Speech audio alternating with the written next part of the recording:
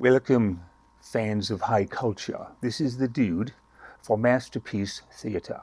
So for the drawing thing today, we have a lot of these right here. This is the insert pages that are going to go in for certain people that pay extra money for in a drawing on this kind of paper right here, which will be put into the book itself. You can see how big the book is going to do because this is the size of the paper that I'm working on. My words are getting confused here. So I asked everyone, what should I be drawing today?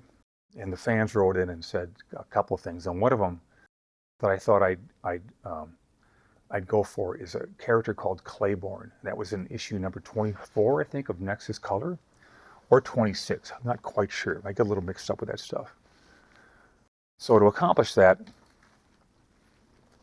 and this will be in genuine pen and ink right here, I have model sheets that came about a long time ago that I did as a matter of routine to lay down my characters and get them worked out. So I'm going to start right here with a light pencil and do something.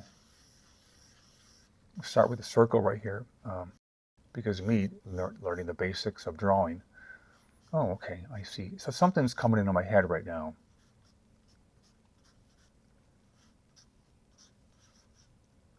And it's, I see, okay, this is the thing that people without this ability should not be embarrassed if they don't have it. Because like I mentioned, everybody has their pace. Everybody has their individual mentality when it comes to doing this kind of stuff. So what I just did right here looks to me like I just removed his hood off his head. So that just came about very quickly here. So now it's time. I want an upshot here. So I think I'm going to tilt his head a little bit because I kind of like doing that kind of stuff. His eyes over here, his head's over here, and he's a cyborg. Clayborne is a cyborg. He's half man, half robot. And I consider the work that Mike Barrett and I did on Clayborne for First Comics to be maybe the final single moment I think we ever had. I just upped his head a little bit here, getting a more higher tilt of the head. Okay, so let's draw it in a little darker here. You know, wouldn't it be funny if I did blue over the other kind of stuff here? It's kind of a reverse procedure, right? Okay, so we sharpened our pencil. We're ready to go. This is how I go about drawing a picture right here. Everyone has a little different method because we're all individuals and we're beholden to that fact our entire lives. So how do we look at this so far right here? We got the nose thing going on there. By the way, you see how we block in hands? I don't go for individual fingers at first. I've learned just to block them in a very general kind of way, which is kind of like their outer shape, not their inner one. Do I like the way that's looking right there? No, I don't. So I'm going to take what artists call an eraser, and I'm going to change the mouth a little bit. I just don't like the way it's looking there. So out comes the eraser, and the teeth go away in a different kind of thing that I think I like better right here. So now it's time for, what is the time for?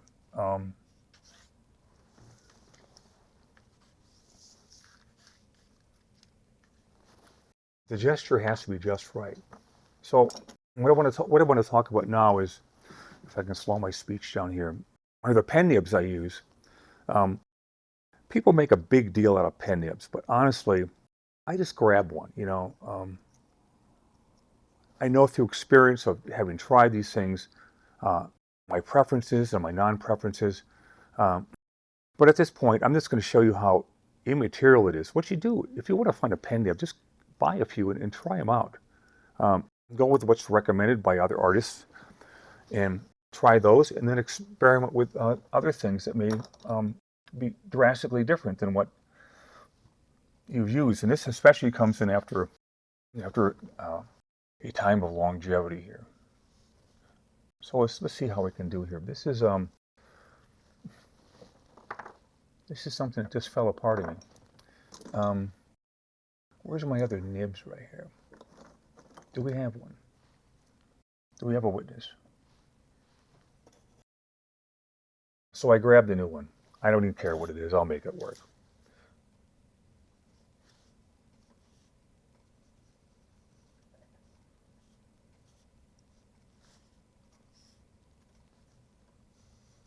You have to think about form every second that you're doing a drawing, because you're not drawing something that's flat. You're drawing something that should appear round on a flat piece of paper. Now, I'm told you guys like it when I do ink drawings. So many hits we've gotten on some of these earlier ones where it's just pen and ink have proven fairly popular. This is my my pen ink right here, which is far more watered down than is normally expected of. Let's see if I can pull this off right here. We've got the hood being removed right here, and it's got to look like it's just coming off his head, right? You notice I'm having to dip a lot. Dip. That's because these pen nibs, even with this stuff watered down like this, is proving to be very fickle. That rhymes with spickles and pickle. When pen nibs get crusty, you have to clean them off, and there's various ways of doing that. I think he has a little ear coming off there. Well, if he doesn't, he does now. So here's the human side on this side here, and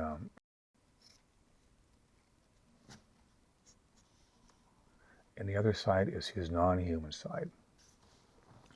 So there he's got his hood down. It's a fairly sort of competent way of showing that. Now let's get into the brush inking right here.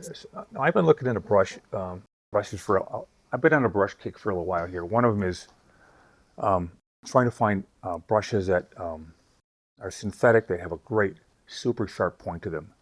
And the ones that I think are the best I've found so far, since they got rid of the low Cornells, is probably the Princeton brush, and it's called Velvet Touch. This is the number 8. It's called a long round, as opposed to a stumpy one. And I have a size 8 and 10 that I use to ink with. Here's the 10. They come to great points, and they're synthetic to a point. Did I say that?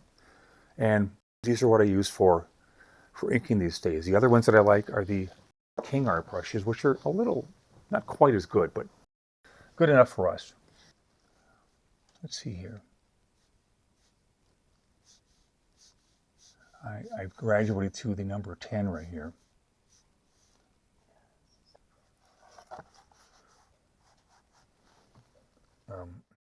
I'm not averse to getting dry brush kind of look right here. See that? I think it's kind of cool. And I also kind of like showing some white parts still coming out. Is that Hound Dog?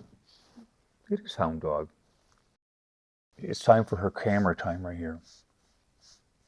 Now, if I call Flohard's name, she never looks at me and she never comes to me. But she sees that camera right now, and that changes everything. So I kind of like these kind of lines like this. I don't want to get too carried away, but they add some motion to an otherwise dead area that's just straight black. Once you get the line art in, you can go in there and plus it with some blacks, or not. It's not mandatory. So we can add a few cast shadows from the hand here. kind of going with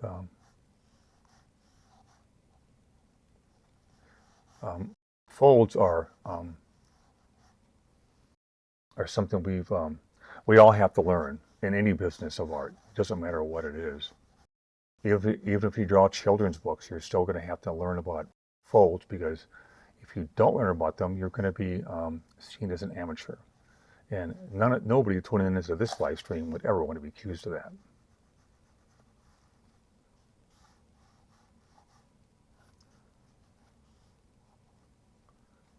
Some lines just go in because they feel right.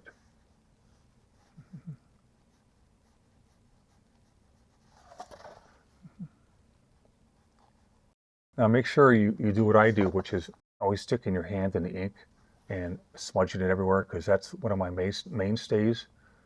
And if you haven't learned to do it by now, take my word for it. You're going to want to learn it, because all artists need to learn how to mess up their work like I do. So there's Clayborne right there. And there you go, it's pen and ink. We're going to sign this right here, because time goes very fast. Have you noticed that? How fast time goes these days? Now, that may be due to the fact that I'm no longer 25 or 16. That's when the world went very slow. Nowadays, it goes very fast. Let's put in a few ink nib things here just for the heck of it here, okay?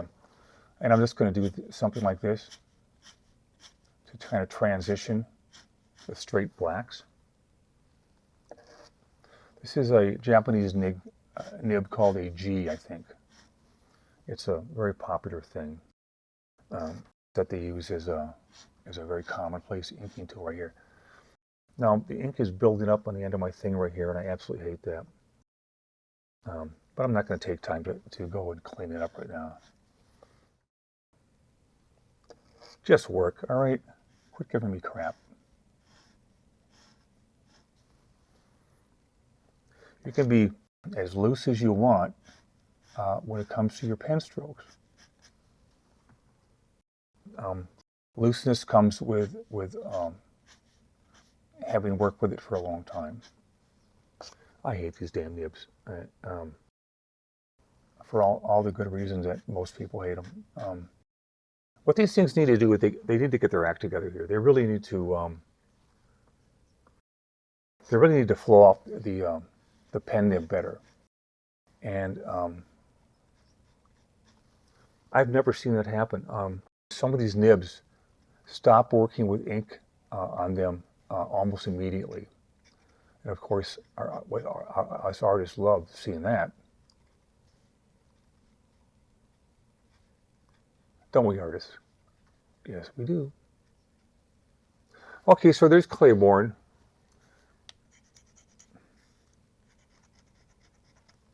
Sometimes it's fun to use little embellishments like that. Okay, so that's what I was able to do in the time we had here.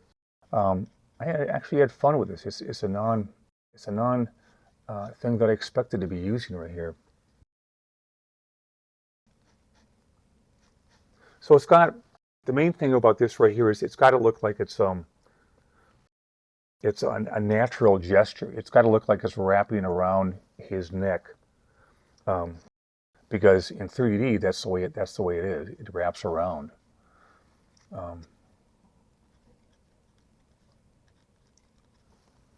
Bloody things. Okay, so that's gonna wrap it up for now. That's my contribution to your art education for this week. Keep the faith. I'm going to be talking next week more about the Nexus cartoon, because I think it's going to be a regular feature of what we talk about, in hopes of eventually getting the money to finance an actual show. Mike Tyson, I'm still looking for that $1 million. You can contribute anytime you want. I'm not picky about when. And Nexus pages. If there's any more work in the Nexus pages that I've done, I'll be sure and show you that. I'm wrapping up an album cover commission, which is a lot of fun, by tomorrow, and I hope to get right back in Nexus after that, unless something else comes in that I have to illustrate. And normally that is full color illustrations like the kind I grew up on in the 40s. That's my thing, besides comics. But comics is my main thing, because there's nothing more fun or cooler than drawing comics. I'll leave you with that. Don't forget the quote about the difficulty of painting. You can rewind this thing and check it out earlier in this podcast. We have some guests coming up, and I won't mention who they are until they're actually booked. But it should prove a lot of fun. I think I'm going to start getting more guests in to talk art, so you can all get different perspectives on how this works and how hard it is. So hopefully we'll cure you of a few things that are a little too difficult. Flowhard says goodbye, and we'll see you next week. Bye-bye.